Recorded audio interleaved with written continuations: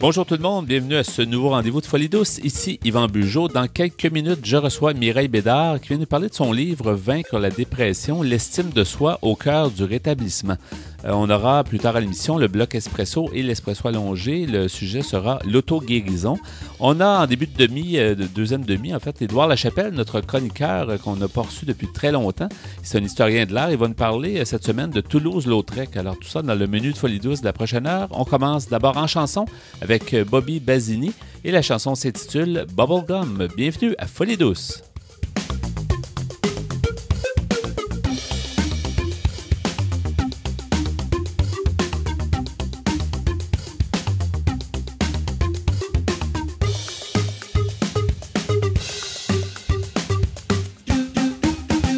L'émission Folie douce informe, démystifie et souhaite changer les mentalités au sujet de la santé mentale, et ce depuis 25 ans. J'ai le plaisir d'accueillir mon invité, qui est Mme Mireille Bédard. Bonjour, Mme Bédard. Bonjour. Bonjour, on va parler ensemble de dépression aujourd'hui, parce que vous avez écrit, vous êtes auteur d'un livre qui s'intitule « Vaincre la dépression ». Dépression qui est une problématique de santé mentale très répandue, encore plus, je pense, aujourd'hui qu'avant. Les gens sont de plus en plus fragiles à cause de tout ce qui se passe en société. Mais parlez-nous donc justement du livre. On a beaucoup de minutes pour échanger sur ce livre-là, « Vaincre la dépression ». L'estime de soi au cœur du rétablissement, ça c'est le sous-titre, si on veut, ouais. Quand même important, oui. Parce que je parle quand même pas mal de rétablissement aussi.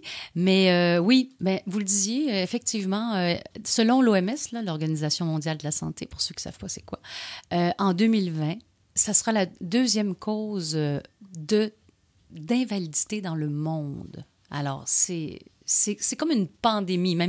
J'ai écouté récemment un documentaire là-dessus qui disait est-ce que c'est une épidémie mondiale? Chose certaine, ça ne va pas en s'amenuisant, ça va juste en augmentant cette maladie-là.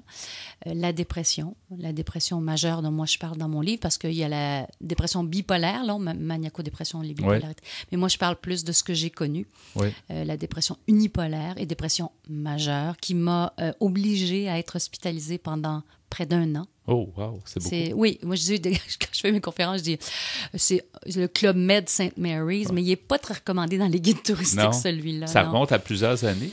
C'était, au début des années 2000. OK, d'accord. C'était au début des années 2000. On dit que les hospitalisations sont de moins en moins fréquentes, parce que ça devait être effectivement assez majeur comme dépression. Oui. Et comme moi, pendant que j'étais là, c'est sûr que j'ai vu pas mal de gens venir et revenir et aller. Ouais. Le phénomène des portes tournantes, parce que justement, moi, mon livre, c'est, bon, pour plusieurs raisons que je voulais l'écrire. C'était un peu comme je dis dans un site qui a été créé pour ça, dans un petit vidéo, je dis, c'est le genre de livre que j'aurais aimé avoir, moi, quand j'étais malade. Et je pense que les gens autour de moi aussi auraient beaucoup aimé l'avoir. Ouais. Parce que quand on parle... au début des années 2000, et c'était encore, je dirais, une période où on était encore, et même encore aujourd'hui, là, il y a énormément d'ignorance sur cette maladie. Même des gens pensent que c'est pas une maladie. Tu es déprimé, tu as une dépression. Bien, ils mélangent d'abord. Déprimé, dépression, c'est pas la même chose. On s'entend. Et les gens, pensent que c'est un peu, tu te prends pas en main, t'as ci, t'as machin. Ce qui a rien à voir avec ça, parce que moi, j'étais plutôt tout le contraire de la fille que... C'est pour ça que les gens sont tombés un peu en bas de leur chaise quand j'ai fait cette dépression grave, parce que j'étais toujours vue comme la fille fonceuse, dynamique, enthousiaste, passionnée. Hein? Et là, tout d'un coup, de me voir si éteinte, presque zombie, là. C'est comme le regard vide, il n'y avait plus de vie à l'intérieur, comme si la vie s'était arrêtée. C'est un choc pour beaucoup de gens. Avez-vous fait un peu, j'imagine qu'en faisant le livre, ça vous a aidé aussi à mieux comprendre peut-être pourquoi vous en êtes arrivé là, parce qu'il y a des causes des fois physiques, il y a des causes héréditaires, des causes environnementales, peu importe, là, notre milieu de vie. Donc, vous avez sûrement fait le... Tout à fait. De toute façon, avant d'écrire le livre, moi, j'avais amorcé tout un travail de recherche qui a beaucoup facilité, parce que le livre, c'est pas juste mon histoire, c'est pas juste, je parle juste de moi, mais c'est vraiment toujours appuyé par ma recherche, des faits scientifiques, tout ce qui est de plus à jour, j'essaie d'avoir mis dans cet ouvrage-là pour appuyer les faits et élargir, parce que Oui, il y a mon histoire, mais au-delà de mon histoire, il y a des choses qui se recoupent. Chaque dépression est unique, mais il y a des recoupements. Un peu comme on dit, chaque grossesse est unique, mais il y a des étapes qui se ressemblent. Hein. Oui. Alors, donc, votre question, pour y revenir, je suis en train de perdre le fil. Dans les causes. Oui, alors les causes. Donc, ouais. alors moi, c'est sûr que j'avais déjà fait une dépression assez sévère, mais pas autant, là, dans la jeune vingtaine, donc bien avant. Et déjà, moi, j'avais fait de la thérapie, tout ça, etc. Et j'étais intéressée par comprendre la psychologie et l'être humain. Et à cause de cette grave rechute, eh bien là, dans mes lectures, j'ai vraiment, et dans mes réflexions et dans ma thérapie, j'ai vraiment commencé à mieux comprendre les multifacteurs. C'est multifactoriel ce qui cause une dépression. Ce n'est pas un élément, ce n'est pas une cause. Alors, et dans ce que j'ai identifié comme cause, dans les multifacteurs, c'est sûr que la pression qu'on va se mettre soi-même et que la société, en plus, met sur nous, quand il y a un terreau, comme je dis, quand il y a un terreau déjà vulnérable à cette faille dans l'estime de soi, moi, c'est ça que c'est un peu ma prémisse, là, mon hypothèse, c'est-à-dire que je savais que j'avais une estime de soi qui était un peu défaillante. J'avais, oui, travaillé dessus, mais peut-être que je ne savais pas à quel point la faille était profonde. Ouais. Et comme je dis, cette faille-là, ben, c'est un peu comme les bras, les rivières qui sont les bras du fleuve. Alors, cette faille-là, elle a plusieurs fissures. Elle est créée par plusieurs fissures qui sont, que j'explique dans le livre, quand on se reconstruit. Mais c'est certain que quand j'avais fait, après ma dépression, quand j'allais un peu mieux, que je commençais à me rétablir, à l'hôpital Sainte-Marie, on offrait il y avait eu 2 ateliers, un gestion du stress ou de l'anxiété, je ne sais pas trop, je me souviens plus bien, et un peu l'estime de soi aussi. Et ce qui me frappait, c'est que tous les gens qui étaient là, il y avait tous une composante évidente par rapport à l'estime de soi. Mm-hmm. Alors de là est partie ma recherche encore plus sur c'est quoi cette corrélation-là. Mais c'est sûr, il y en a qui vont dire « Ah, c'est héréditaire, il y en a dans ta famille. » Bon, moi, on est 5 enfants, mes 2 parents. Mon père avait fait très tard dans sa vie, oui, une dépression et tout ça. Mais sinon, personne d'autre dans la famille, et pas ce que je cherche cousin, cousine. Selon les recherches, là, ce n'est qu'une partie de l'explication. Le facteur génétique, là, c'est vraiment... Ça n'explique, loin de là, d'expliquer la maladie. Alors, oui, mais le fil conducteur que vous amenez, c'est intéressant. Oui. La première fois que j'entends ça, le côté d'estime de soi. Oui. Si on a une moins bonne estime de soi, on va peut-être être moins capable, justement, de passer par-dessus certaines choses. Il y a l'accumulation qui se fait, puis ça devient difficile à gérer. Puis ça peut être, comme vous dites, un endroit fertile pour développer. Là, Oui, parce que c'est une vulnérabilité. C'est comme c'est un terreau fertile à ce que... Ben, un peu comme quand je le dis en dépression, c'est-à-dire que c'est comme si on avait... la faille, elle est là, puis à un moment donné, il arrive des facteurs stresseurs, des facteurs stresseurs qu'on appelle. Puis le stress, bon, Dieu sait que notre vie est plutôt... franchement plus stressante que moins dans notre vie de fou qu'on mène. Un peu trop, oui. Surtout en ville, mais partout. De toute façon, ouais. C'est en tout notre Occident, même l'Orient s'en vont là-dedans. Là. Oui. Alors, les facteurs stressants, ça met une pression. Et on est dans une société de performance. Performance, je dis, à tout prix.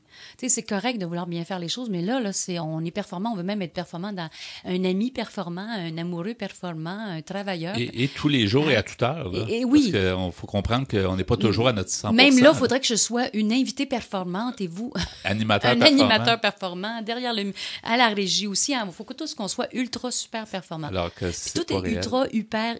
Tout est dans c'est les paroxysmes. Oui, hein? oui. Alors, ça, c'est pas l'humain. Non. C'est pas du tout humain, ça. Alors, mais on est là-dedans. Alors, ce qui fait que si on a une vulnérabilité par rapport à l'estime de soi, qui est beaucoup de choses, l'estime de soi, qui comprend la confiance, entre autres, et bien d'autres choses, là, je n'énumérerai pas, j'en parle dans le livre, mais pour dire que s'il y a ce terreau-là, puis que il y a une faille, moi, je disais, j'avais une faille, mais je ne savais pas de la profondeur de la faille, puis que ça s'ajoute les facteurs stresseurs. Puis moi, l'année où c'est arrivé, en 2001, j'ai eu des événements très stressants, positifs et négatifs. Oui, parce que les deux peuvent, effectivement, c'est pas juste du négatif qui va causer des stress. Un mariage, oui, une naissance, c'est supposé être déménagement. Bon, les deuils, évidemment, séparation, perte d'emploi, etc. Alors moi, j'avais eu 4 facteurs, 2 positifs, 2 négatifs, puis je dis toujours à blague, bon, je m'étais mariée, je dis positif ou négatif? Là, ça dépend des gens. Moi, c'était positif. Ouais. Mais donc, j'avais vraiment des des facteurs stressants très forts. Et ayant déjà cette vulnérabilité-là, c'est comme si c'est venu... Déjà, la pression était là et c'est devenu comme paf, ça a ouvert la faille. Ouais. Là, je me suis... C'est comme un trou noir. Très rapidement, vous avez... Assez rapidement, vous êtes senti... oui. Parce que souvent, ça se prépare, mais il y a des gens, c'est sur le plus long terme. Là. Une dépression majeure, on a l'impression que ça aboutit, mais que ça fait des mois et des mois que ça se prépare. Mais dans d'autres cas, c'est plus... moi, je dirais que ça a peut-être commencé je dirais à l'été, là. Ouais. Et puis, je me suis mariée, justement, cet été-là. Ouais. Et 1 mois après mon mariage, vers septembre, je commençais, le fameux 11 septembre 2001. Là. Oui, moi, oui. je dis, mon 11 septembre 2001, j'ai dit, moi, c'était pas les tours du World Trade Center, parce que pour moi, j'ai dit, moi, quand j'étais devant ça, j'étais en pleine dépression majeure. J'étais assis dans le noir, dans le fin fond de mon salon, mon mari au travail, et je regardais l'écran de télé, puis j'ai dit, les avions qui rentraient, qui tournaient autour des tours, c'était comme des mouches qui volaient autour d'un fruit. Ça me faisait le même effet. Je dis, parce que à mesure, moi, que ma tour s'effondrait à l'intérieur de moi, mon lien au monde extérieur se détachait. Quel hasard, quand même, oui. d'avoir Alors, les deux événements extrêmement... Oui. C'était une drôle de coïncidence, très drôle de coïncidence. C'est vraiment... moi, c'était ça, mon 2001, septembre 2001 moi. Et les gens qui vont se procurer le livre Vaincre la dépression, donc ça va être un outil, ça va être un ouvrage qui va les aider, va leur donner des conseils? Ou Absolument. Comment on peut l'approcher, justement, ce livre? Justement. Alors, moi, il y a ils vont pouvoir d'abord entrer dans ce qu'est... Moi, ce que des gens m'ont dit, c'est comme si tu m'avais pris la main, tu m'avais amené comme en voyage. Là. Je rentre dans... J'avais aucune idée c'était quoi la dépression.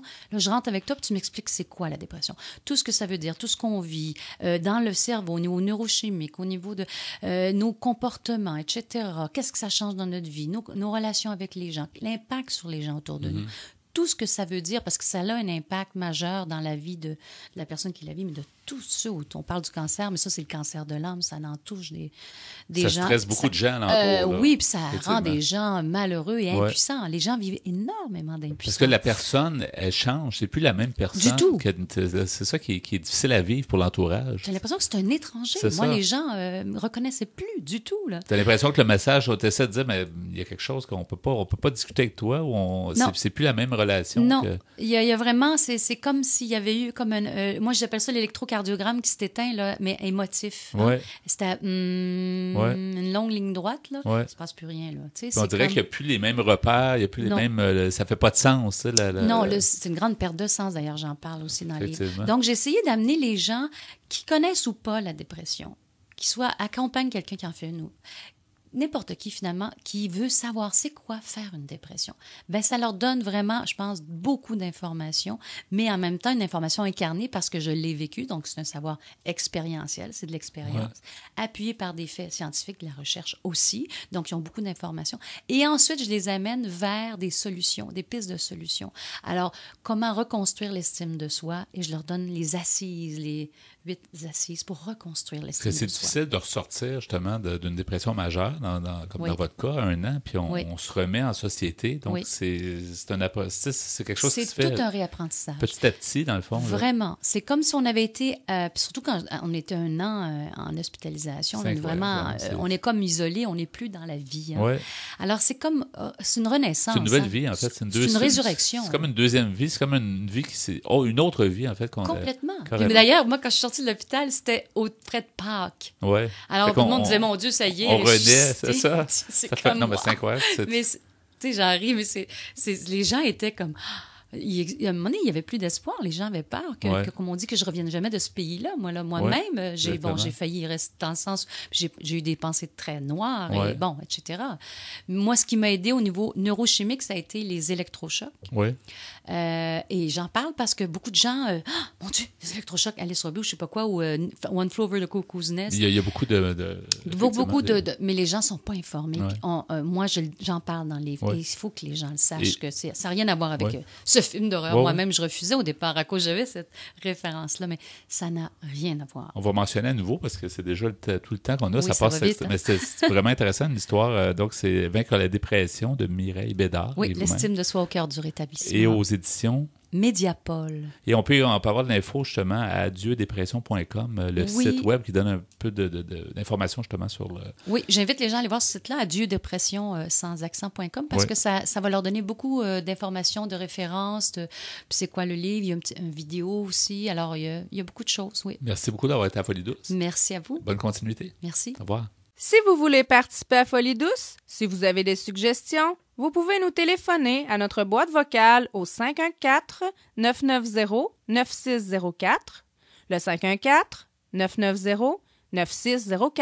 Nous voici maintenant rendus à notre bloc Espresso. Bonjour Pierre Laporte. Salut Yvan. Bonjour Ghislain Malo. Bonjour. Alors aujourd'hui, Pierre, tu ne taries jamais de bons sujets et cette fois-ci, c'est l'auto-guérison. Oui, on va être un petit peu, j'allais dire nouvel âge, mais on dit plus ça aujourd'hui. Ésotérique. Moi, Avant-gardiste, peut-être. Si tu veux. Ouais. On va parler, oui, l'auto-guérison.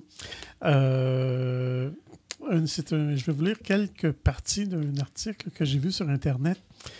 Elle-même très sceptique, le docteur Lisa Rankin, qui est un médecin américain, en fait un cas irréfutable et a documenté les faits avec des méthodes de science pure et dure à partir de ce que les institutions médicales ont prouvé depuis plus de 50 ans que l'esprit peut guérir le corps. C'est un article favorable ou défavorable à la... Bien, ici, on est favorable définitivement. De nombreuses données prouvent que l'esprit peut se savoir en bonne santé. En essai clinique, nous l'appelons l'effet placebo. Les patients traités avec des placebos ne se sentent pas seulement mieux. Ce n'est pas que dans leur tête. Ils voient vraiment de grosses verrues disparaître, leurs bronches se dilater, leur côlon devenir moins inflammé, des cheveux qui poussent sur la tête d'hommes chauves, des ulcères se guérir ainsi que d'autres phénomènes physiologiques mesurables. C'est ça qui est important ici. Ouais. Nous savons aussi que le contraire est vrai et l'esprit peut se croire malade, ce que les chercheurs appellent l'effet nocebo. Quand les patients reçoivent des injections avec une solution saline et qu'on leur dit que c'est une chimiothérapie, ils vomissent et perdent leurs cheveux. C'est incroyable. C'est assez incroyable quand même. Hein? Et dans son livre « Quand le pouvoir de la pensée l'emporte sur les médicaments », le docteur Lisa Rankin explique la science derrière la façon dont une pensée ou une émotion positive ou négative dans l'esprit se traduit par la réparation spontanée dans le corps. Et il se trouve que le corps a des mécanismes intégrés d'auto-réparation qui rétablissent les protéines endommagées et qui corrigent les déséquilibres hormonaux et engloutissent les cellules cancéreuses, les agents infectieux et les corps étrangers auxquels nos corps sont exposés tous les jours. Ces mécanismes expliquent les rémissions spontanées de maladies soi-disant incurables qui sont rapportées dans la littérature médicale, comme celle du cancer au stade 4, le sida, l'hypothyroïdisme, le diabète et même une blessure par coup de feu à la tête non soignée. Pourtant, les patients se sentent souvent impuissants à mobiliser ces mécanismes d'auto-réparation naturelle. Et ce n'est plus le cas. Dans le livre du Dr. Rankin, elle enseigne une procédure en 6 étapes scientifiquement fondée que l'on peut suivre pour optimiser la capacité de l'organisme à faire appel à ces mécanismes d'auto-réparation naturelle lorsque le corps devient malade. Mais il ne faut pas le dire aux patients. Non, mais ça peut partir du patient, l'auto-guérison. Oui. C'est un peu ça aussi. Mais si on donne comme de l'eau saline au lieu de la chimio, il ne faut pas le dire aux patients que c'est un placebo. C'est un leurre, dans le sens que, tu sais, ils croient que c'est le produit, mais c'est aussi un leurre qui les guérit. Oui. Le Dr. Rankin poursuit en disant nous savons tous que le stress est mauvais pour le corps, mais comprend-on comment cela fonctionne? Des quantités de données prouvent que le stress agit sous différentes formes. Le stress du sentiment de solitude, le stress au travail, le stress financier, le stress conjugal, le stress familial, le stress de se sentir bloqué dans notre créativité ou déconnecté spirituellement. Indépendamment de ce qui le déclenche, le stress agit sur une série physiologique en cascade associée à l'axe, là ça va être compliqué, l'axe hypothalamo-hypophyso-surrénalien. Et la réponse lutte ou fuite du système nerveux sympathique. En d'autres termes, si vous êtes stressé à propos de l'argent, de votre mariage ou de votre travail, votre corps ne peut pas faire la différence entre une menace perçue comme une faillite imminente et une réelle menace comme celle d'être poursuivi par un lion. Mais voici la clé. Le corps peut se réparer que lorsqu'il est dans un état de repos physiologique. À chaque fois que le corps pense qu'il est temps de fuir le lion, il ferme le mécanisme d'autoréparation. Après tout, qui se soucie de l'entretien à long terme comme celui de tuer les cellules cancéreuses indésirables lorsqu'on est sur le point de se faire manger par un lion? Dans son livre « Quand le pouvoir de la pensée l'emporte sur les médicaments », le Dr. Rankin ne se contente pas d'apporter la preuve scientifique que vous pouvez vous guérir, mais donne un guidage pour utiliser la puissance de l'esprit à optimiser les mécanismes naturels d'autoréparation de l'organisme, de sorte que la prévention des maladies et rémissions spontanées ne sont pas seulement quelque chose qui arrive par hasard, mais quelque chose dont vous pourriez être en mesure de faire l'expérience par vous-même. Je ne sais pas qu'est-ce que vous en pensez. Ben moi, je crois l'auto-guérison jusqu'à un certain point, mais les gens, j'ai l'impression que les gens ne savent pas comment procéder, justement. Ben, en fait, on s'auto-guérit. Quand on a une blessure, ça guérit. Quand on a une fracture, ça va reprendre. Et quand on pense de façon positive, souvent, ça va nous aider à être dans un meilleur état pour guérir aussi. Je pense. Moi, j'ai des doutes, dans le sens que ça peut aider les gens, mais parfois, le corps se dérègle puis tu peux pas rien faire, malheureusement. Non, c'est certain. C'est pas démocratique, un corps humain. Non, c'est une grande tâche aussi, là, parce que ça prend justement beaucoup de connaissances, mais beaucoup de volonté là, pour pouvoir s'auto-guérir, je pense. Mais je pense que tu vas poursuivre de toute façon. Oui, je vais poursuivre un peu plus tard. Parfait. Demeurez des nôtres à Folie douce.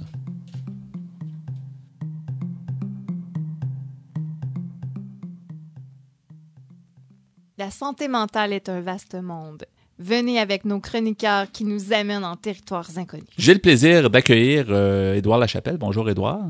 Bonjour. Bonjour. Ben, bienvenue encore une fois à Folie douce. Ça fait énormément de temps qu'on ne s'est pas vu. Puis à la demande générale, surtout à notre demande, à l'équipe de Folie douce, on voulait te revoir en studio. Vous êtes devenu général. Oui. Et c'était vraiment un manque parce qu'on a eu à plusieurs occasions dans le passé de Folie douce ta présence en studio, que ce soit pour des émissions régulières ou l'émission même de notre 500e où tu avais été toute la nuit avec nous, une émission spéciale. Et on t'a connu en fait parce que à la base, tu es historien de l'art. Donc, quelqu'un qui connaît bien l'art, qui peut expliquer l'art aussi, puis nous donner un peu les nuances, les facettes, tout ça.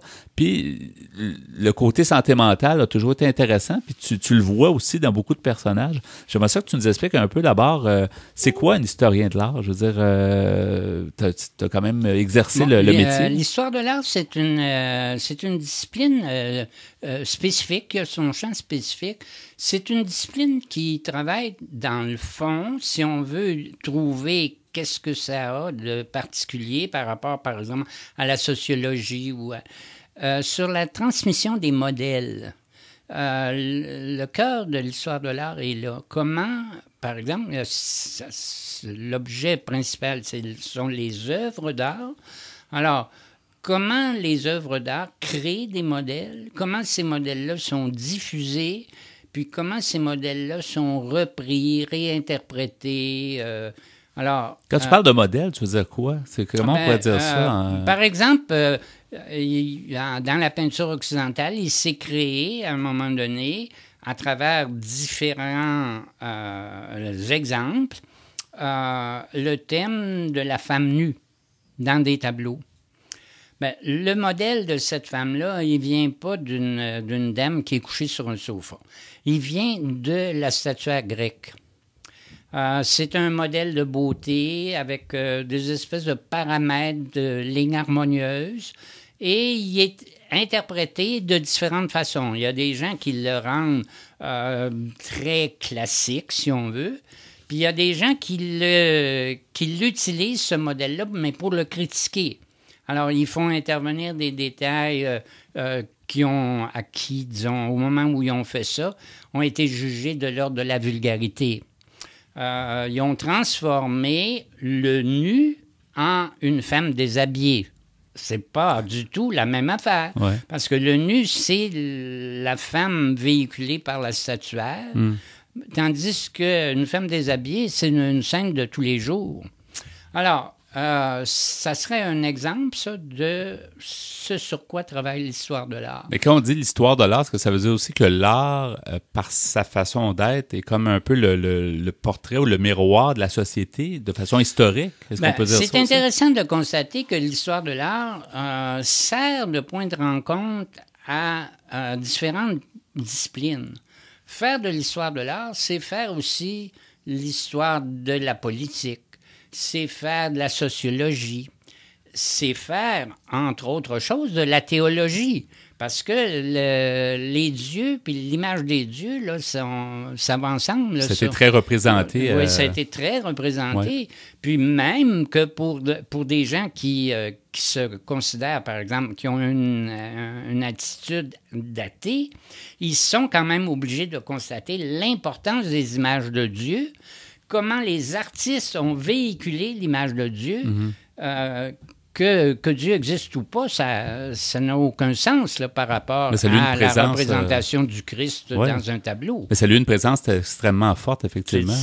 Toute la peinture occidentale a longtemps été le véhicule de ce qu'on pourrait appeler la didactique ou l'enseignement de la religion. Oui. Et ce qui t'a fasciné avec les discussions qu'on a eues au courant des années, ça fait longtemps qu'on se connaît, l'art et la santé mentale, il y a un grand lien. Puis des fois, c'est pas un lien qu'on croirait, mais à force de fouiller un peu dans le personnage ou dans la personne qui a fait certaines...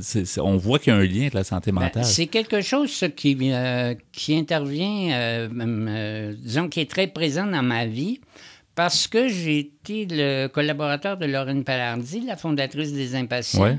Puis c'est elle, en fait, qui m'a amené à m'intéresser aux malades mentaux.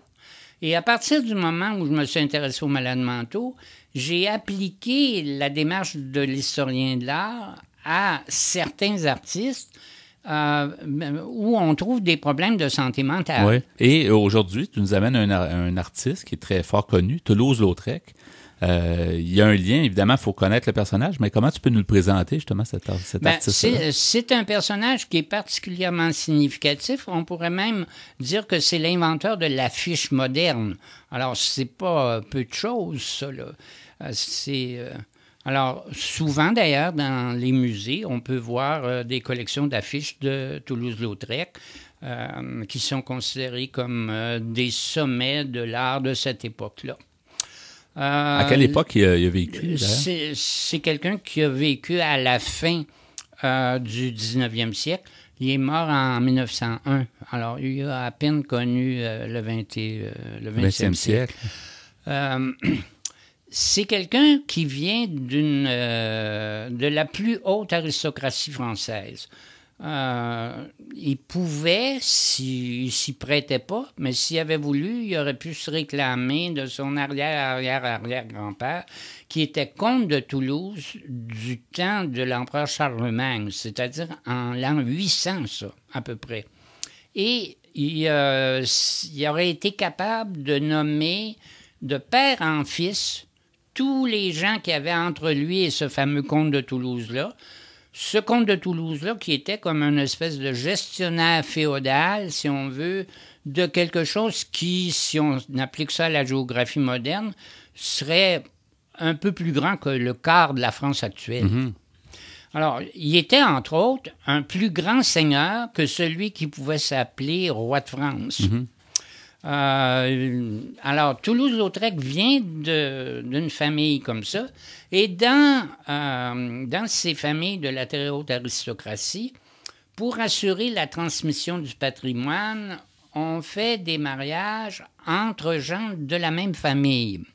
Ces mariages-là consanguins sont très présents dans la généalogie de Toulouse-Lautrec et c'est très présent dans sa vie parce qu'à l'âge de 10 ans, ses fémurs, un d'abord et l'autre ensuite, à quelques mois d'intervalle, vont briser parce qu'il souffre d'un problème de formation des os et il va rester avec des petites jambes.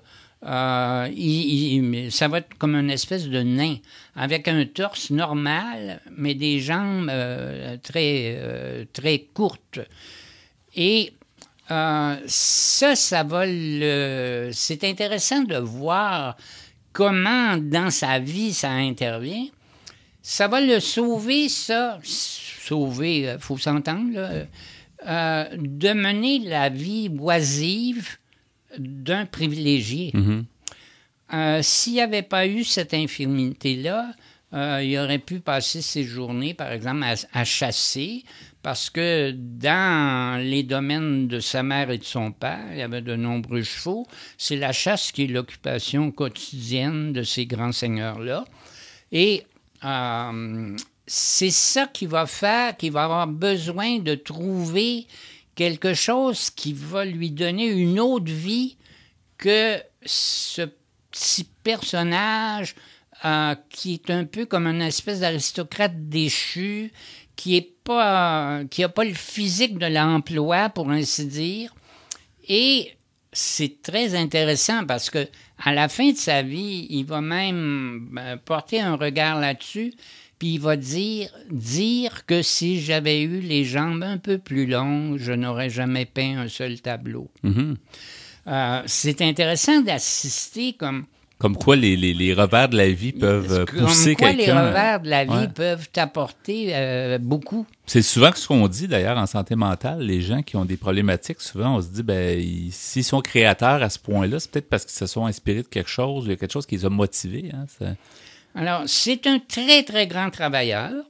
Il a laissé une œuvre extrêmement abondante, extrêmement originale, par la manière dont c'est peint et par le sujet. Parce qu'il a fini par vivre au quotidien dans des bordels, des maisons closes.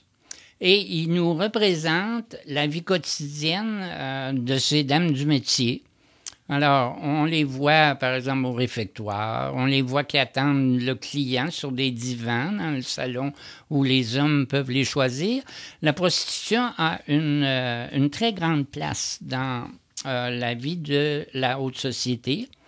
Les mariages se font par convention pour des transmissions de fortune. Et en dehors du fait d'apporter des héritiers, la femme n'a pas beaucoup de place dans la vie de l'homme. Elle a son rôle d'épouse, qui est un rôle social, mais pour ce qui est du plaisir, par exemple, les gens de la bonne société, les hommes de la bonne société fréquentent les bordels et personne n'en parle ouvertement.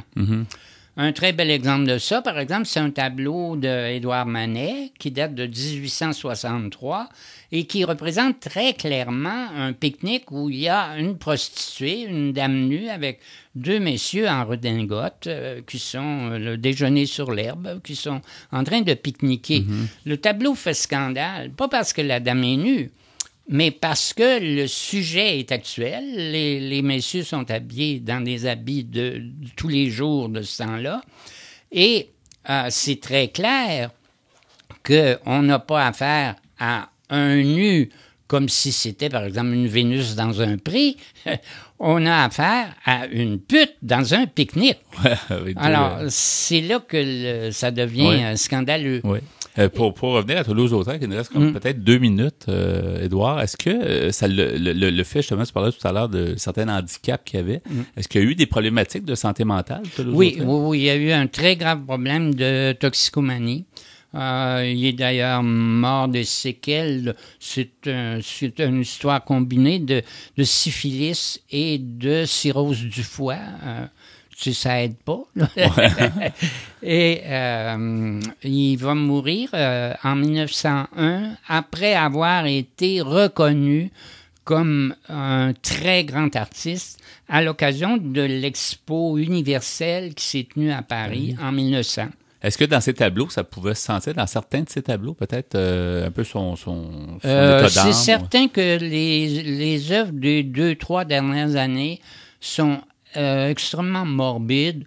C'est d'ailleurs pas ses œuvres les plus significatives. On voit que l'artiste là, a perdu à travers la maladie.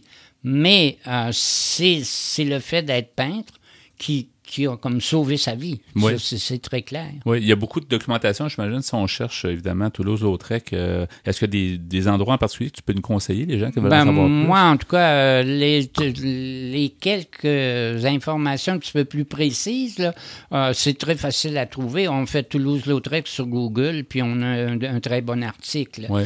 Mais, d'autre part, je remarque que la problématique de santé mentale, dans ces articles-là, n'est pas toujours très clairement abordée. Mm-hmm.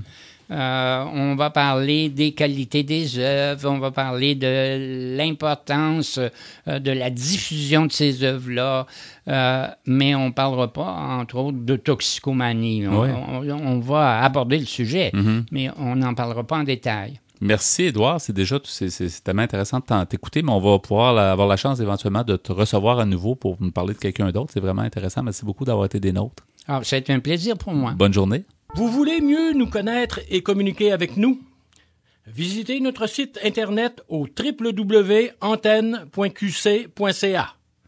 antenne.qc.ca. De retour au micro, donc, avec l'Espresso allongé, Pierre Laporte, toujours ici, et Ghislain Malo également. Oui. Pierre, on continue, tel que promis, le sujet entamé plus tôt, l'auto-guérison. Oui, et cette fois, je vais vous lire quelques passages d'un article écrit par Mme Chantal Atia, qui se décrit comme une coach de vie. Ça a l'air que c'est une nouvelle profession. Oui, effectivement. Il y en a de plus en plus.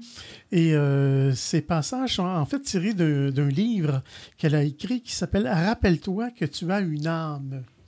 Alors, elle nous dit « Notre corps est plus sophistiqué que toutes les technologies au monde. Malheureusement, notre société, son marketing, ses discours sur la santé sont tels qu'ils conduisent bien des individus à craindre leur propre corps ou à manquer de confiance en ses capacités innées et empêchent la stimulation de ses ressources naturelles. » On ne se fait pas confiance, en fait, d'une certaine façon. Si on écoute Mme Atia, oui, remarque, c'est tout un peu... on est un peu dans le nouvel âge, comme je dirais un peu. Il n'y a pas non plus d'études qui prouvent que ça marche ou ça ne marche pas. Tantôt, quand j'en ai parlé là, avec...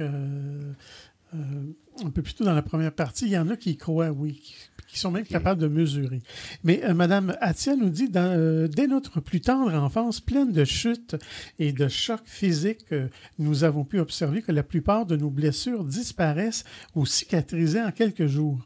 Nous nous guérissons nous-mêmes comme nous respirons sans y penser et nous vivons en permanence dans un environnement qui contient des poussières, des bacilles et micro-organismes que notre corps repousse sans cesse.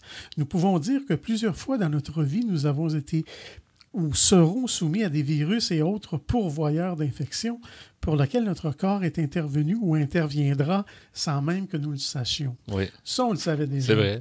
C'est l'auto-guérison, de oui. cette façon-là, oui. Elle nous dit que l'auto-guérison reste encore mal connue en France, parce qu'elle-même, elle est française. Pourtant, les résultats sont là, confirmés par la science et par les patients. Prendre le temps de se soigner autrement, cela dépend des médecins, de la pharmaceutique, du gouvernement, des médias, mais également de chacun de nous. Elle nous dit, un jour, parcourant un magazine de santé, je suis tombé sur cette phrase. Lorsque les patients parlent du médecin intérieur, ils ne pensent qu'au pouvoir d'auto-guérison de l'homme. Ce sont par exemple le système immunitaire, la cicatrisation, la consolidation de fractures qui se réalisent toutes seules sans notre consentement. Cette phrase illustre la plus grande idée fausse que l'on puisse entretenir à propos de l'auto-guérison et par la même occasion au sujet de la maladie. Elle nous dit, oui, le processus d'auto-guérison se réalise toute seule, mais certainement pas sans notre consentement. Il n'y a pas de plus grande erreur que de croire que si dans notre corps, une chose se réalise toute seule, cela veut dire que c'est sans notre consentement. C'est exactement l'inverse. Mme Atia nous dit les capacités d'auto-guérison, comme la défense de notre organisme contre les corps étrangers, la cicatrisation, la consolidation de fractures, etc., qui s'effectuent au sein de notre corps sans notre attention et non pas sans notre consentement, ne pourraient absolument pas se faire sans celui-ci. L'auto-guérison est donc une affirmation naturelle de la vie, de l'équilibre et de la santé, si naturelle, si évidente, si intrinsèquement liée à la nature de chaque cellule de notre corps que nous n'avons même pas besoin d'y porter attention. Ce n'est que lorsque la maladie survient que nous sommes déroutés parce que justement la maladie n'est pas un état naturel. Ce n'est que lorsque des symptômes se déclarent qui n'aurait pas dû se manifester, d'où notre désarroi que nous nous posons des questions. C'est ça, on perd un peu nos forces peut-être intérieures face à une maladie importante. C'est peut-être ça. Là. Et je saute un peu plus loin, elle nous dit « Nous ne sommes jamais malades par hasard et à y regarder de plus près, nous trouverons la plupart du temps un lien entre une relation ou une situation déplaisante, une séparation, un deuil, etc. Autrement dit, une expérience que nous n'acceptons pas ou que nous refusons d'intégrer. C'est bien compréhensible, il y a des expériences de vie extrêmement difficiles à vivre ou à intégrer. C'est alors que nous luttons contre la vie que nous nous voyons extérieure à nous, mais qui est aussi celle-là même qui circule en nous. » Mais sauf que quand la maladie frappe et la personne ne vit un bonheur tranquille. Il y en a qui tombent malades. Ben oui, il y en a qui tombent malades. Non, mais des fois, c'est après coup, tu sais, ça peut avoir été vécu beaucoup. C'est pas nécessairement récent. Mais... Ça peut arriver pareil, que les gens sont heureux puis sont malades. C'est vrai. En conclusion, elle nous dit, nous expérimentons la maladie dans cette période de notre vie, c'est tout. C'est-à-dire quand ça va mal. Et c'est en faisant face aux défis que notre vie nous convie à relever, en même temps que nous expérimentons la maladie, que nous sommes pleinement dans notre processus de guérison. Oui, mais c'est intéressant, c'est une réflexion qu'on... Il y a des pour et des contre, même on en parlait ensemble. Mais, parce que ça veut dire qu'il faut laisser tomber les non, c'est un tout, hein, c'est la santé. Il faut se servir de tous les moyens. Parce qu'il y a un moment que l'autosuggestion peut aider, mais ça ne marche pas. Ouais. Merci beaucoup, Pierre. Merci, Ghislain, pour ce sujet, l'auto-guérison. Folie douce est disponible pour écoute sur YouTube. Cliquez le lien sur notre site web antenne.qc.ca. Quelques secondes pour terminer ce rendez-vous de Folie douce en ma compagnie, Ghislain Mahalo. Alors, la nomenclature des chansons qu'on a pu entendre dans le courant de l'émission de cette semaine. On a écouté en début d'émission Bubblegum de Bobby Basini. On a pu entendre La vie à deux de Zaza Fournier. En deuxième demi, Amour à mort. Oui, de Ludo Pain. Et à l'instant, Yaris 2007. Oui, à l'hommage à la voiture par Benji. Là. Oui, c'est Benji. Ben oui, merci beaucoup pour votre show musical. Merci. Merci à Pierre Laporte pour la mise en onde. Bienvenue. Merci également pour tes blocs Espresso et Espresso allongé où tu nous as parlé d'auto-guérison. Alors, un sujet peut-être à suivre éventuellement. On pourrait être pour ou contre. En tout cas, on pourra éventuellement revenir sur le sujet. Je remercie notre invité en début d'émission, Mireille Bédard, qui nous a parlé de son livre « Vaincre la dépression, l'estime de soi au cœur du rétablissement ». Et on accueillait aussi notre collaborateur, Édouard Lachapelle, qui nous a parlé, lui, de Toulouse-Lautrec. Alors, c'était le menu de Folie douce cette semaine. C'est Yvan Bugeaud à l'animation. Bonne semaine à tous.